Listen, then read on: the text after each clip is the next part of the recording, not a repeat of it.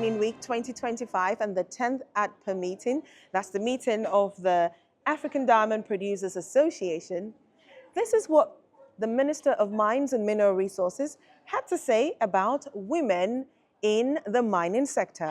One last thing on local content, capacity, communities, and everything else is, I think one of the nicest comments of the conference was a question posed by someone in our audience. It was actually, we were talking about critical minerals, and they switched it around and pivoted and spoke about women in energy and women in mining as critical minerals themselves. And I think historically as a continent, and it's good to see it's changing. I mean, we run various different initiatives to really drive the narrative about empowering women in different sectors. From your standpoint as a leader, and I've seen all of the things that you're talking about over the week and engaging with women in leadership. What's your message to talking about that capacity side of women in mining? What's your vision and how are you enacting that? And your message to women across the area and about how you'd like to see them more involved in the sector.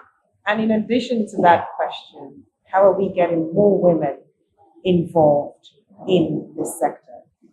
Very good question. You know, I'm picking this from my leader, His Excellency President Julius Maada Bio. When he came in, he was saying, look, two things. He's going to bring more women into his government and more young people. And he's fulfilling that mandate.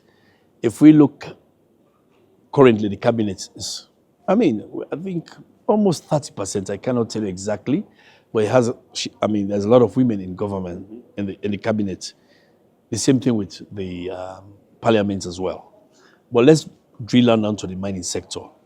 You know, when I started at the NMA, we had a lot of men in various senior positions and even in the ministry. One of the things we did when I was at the National Minerals Agency was to recruit who we call mine monitors, bring in graduates, especially women from the university, and making sure also in 2018, the policy that was done, there was also a section dealing with gender mainstreaming in mining, making sure we make mining attractive to young women, and not only as a job for them, but also they're coming in as innovators to create a new narrative for the mining sector. The mining sectors normally look like, it's just men, in suits, either at government level or when you go to the mining companies, they are there security staff or providing hospitality. That has changed. I will encourage anyone to go to Tonkolili mine site. You see most of the women are drivers. We are talking about very heavy vehicles. Most of the women are now actually in management. Go to Marampa. Most of the vice president, you saw the lady that was there, the vice president for energy is a woman. The one for governance is a woman. The CFO is a woman. You know, we've been really pushing for this. That's my own belief.